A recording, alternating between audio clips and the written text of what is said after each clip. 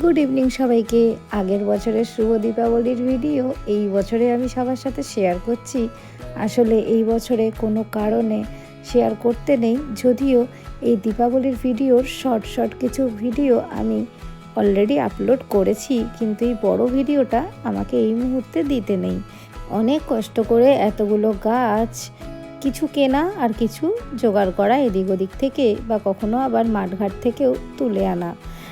এইগুলোকে একটু যত্ন করে রেখে রেখে সুন্দর করে বড় করার পর তারপর একটু ছাদটা না সাজিয়ে প্রদীপ জ্বালালে যেন দিওয়ালিটা সম্পূর্ণই হবে না। আর এখানে এবার প্রদীপ জ্বালানো হচ্ছিল মোবিল দিয়ে। তেলের ব্যবহার এবার আমরা করিনি বললেই চলে।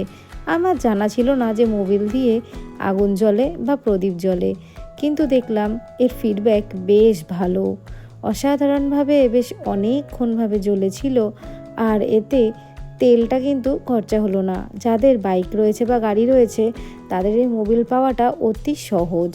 মোবিল যখন চেঞ্জ করা হয় তখন আগের যে পুরনো মোবিল সেটাকে ক্যারি করে বাড়িতে নিয়ে এলেই হয়ে যাবে, রেখে দিন, তারপরে যখন মনে হবে তখন ইউজ করুন।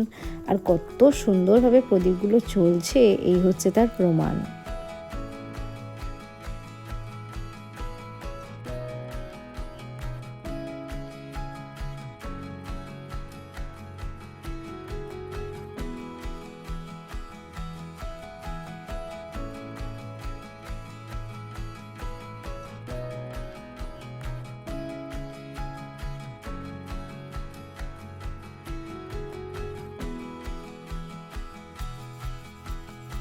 একবার বরং আপনাদেরকে ছাদটা একটু ঘুরিয়ে দেখায় যে প্রদীপ জ্বলার পরে দেখতে কীরকম লাগছে।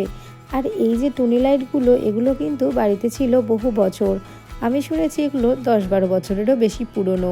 যত্ন করে রাখলে সব কিছুই টিকে যায়, ঠিক সম্পর্কের মতো।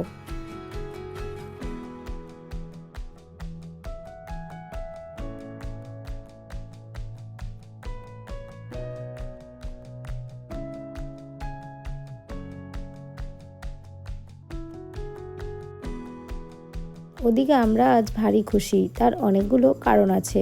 প্রথম কারণ, এবারে দীপাবলিটা একদম অন্যরকম, কিন্তু 2026 সালে দীপাবলিটা হবে আরও অন্যরকম। ব্লগের সাথে সাথে সব কিছুই শেয়ার করব আপনাদের সাথে। তাছাড়াও এই প্রথমবার গাছ দিয়ে তার সাথে প্রদীপ দিয়ে এত সুন্দর করে সাজানো হয়েছিল ছাদটা, দেখে সত্যিই অন্যরকম লাগছিল। দিওয়ালি বলে কথা, একটু বাজি না পোড়ালে হয়? এখনকার তারাবাতিগুলো প্রচণ্ডই ছোট, কিন্তু তারাবাতি তো তারাবাতিই হয়, তাই না? এর আলো যেন চারিদিক আলো করে রাখে, আর তার সাথে যেন সকল অশুভ আলো দূর করে শুভ আলো আমাদের পৃথিবীতে সকলের জন্য বয়ে নিয়ে আসে মা কালী। তারপর একটু চক্র ঘুরিয়ে নেওয়া হলো। এই চক্র মনে হয় দেখলে পারেই যেন স্বয়ং বিষ্ণুর হাত থেকে চলে এসেছে। কিন্তু চক্রগুলোতে এত কম মশলা দেওয়া এখনকার দিনে, সে আর কি বলবো। তাহলেও একটু বাজি না পোড়ালে সত্যি মনটা কেমন ভারাক্রান্ত হয়ে ওঠে। পরের বছর প্ল্যানিং আছে আরও অনেক বাজি আনবার, আর তাও সেটা কোনো একটা বাজি মার্কেট থেকে। এবারে আসলে আমরা জানতাম না, তাই এবারে আমরা ওই কোনোরকম বাড়ির পাশের একটা দোকান থেকেই নিয়ে আসা হয়েছিল। কিন্তু পরের বার আমরা ঠিক করেছি একটু বেশি করে বাজি আমরা বাড়িতে অর্ডার করব, আর সেটা বাইরে থেকে নিয়ে আসবো, যাতে তার দামটাও অনেক কম পড়ে আর মন খুলে বাজি পোড়াতে পারি।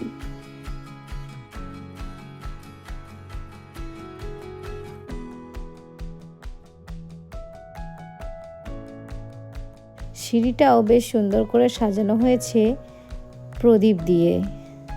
তার সাথে আবার একটু মোমও দেখতে পাচ্ছি, কারণ এত প্রদীপ বাড়িতে আনা ছিল না, তাই মোমগুলোও দিতে হয়েছে। যদিও এবার মোমের ব্যবহার করবে না বলেই শুনেছিলাম, কিন্তু তারপর দেখলাম একটু মোম না দিলেও চলে না, কারণ মোমগুলোকে তো কিনতে হবে আর ব্যবহারও করতে হবে। তারপর নিজে এখন চলছে আবার বাজি ফোড়ানো।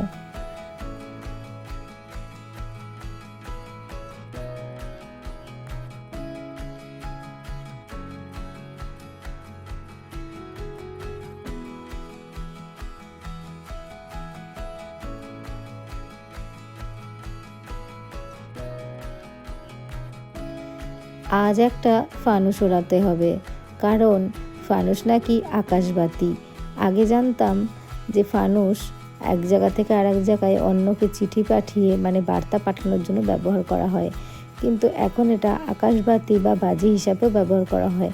কিন্তু এই ফানুস মারাত্মক বাজে, যখন জ্বলন্ত অবস্থায় নিচে পড়ে কোনো পশু প্রাণীর ওপরে পড়লে কিন্তু তার বডিটা সত্যি, তার স্কিনটা জ্বলে যাবে। তাই একটু সাবধানতার সাথেই এটাকে ওড়ালে ভালো হয়। দেখতে যে কি অপূর্ব লাগছে কি বলবো।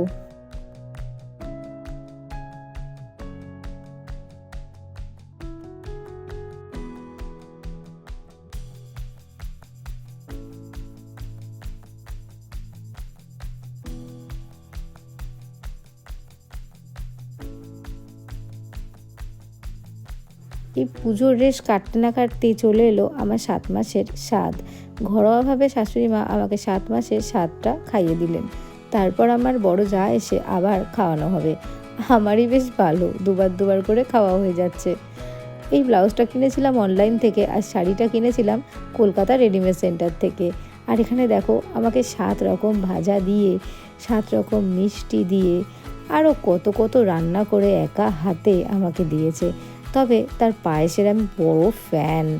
পায়েস এত সুন্দর বানায়, আসলে চিনিটা একবারে দেয় না বললেই চলে, এত সুন্দর খাওয়া যায়। অন্য জায়গাতেও পায়েস খেয়ে দেখেছি, সেটা খেতে গেলে এতটা মিষ্টি লাগে যে পুরোটা খাওয়া যায় না, কিন্তু ওনার হাতের পায়েস আমার ভীষণ প্রিয়। এটা এক বাটি খেয়ে নিলেও মনে হবে না মিষ্টি খেয়েছি। আর এখানে আমি নতুনত্ব এই মিষ্টিটা দেখে আর নিজেকে সামলাতে পারিনি। মিষ্টি খাওয়া আমার একটা রেস্ট্রিক্টেড কারণ আছে, কিন্তু আমি রেস্ট্রিক্টেড না শুনে এই মিষ্টিটাকে আমি খেয়ে নিলাম। তারপর দেখলাম এর স্বাদ কীরকম, পুরো চকলেটের মতন দেখতে আর চকলেটের মতো খেতে। ব্লগটা ভালো লাগলে সবাই কিন্তু আমাকে লাইক কমেন্ট শেয়ার করতে একদম ভুলবে না। আমাদের নতুন জীবনের জন্য শুভকামনা কমেন্ট বক্সে কমেন্ট করে জানাতে একদম ভুলো না।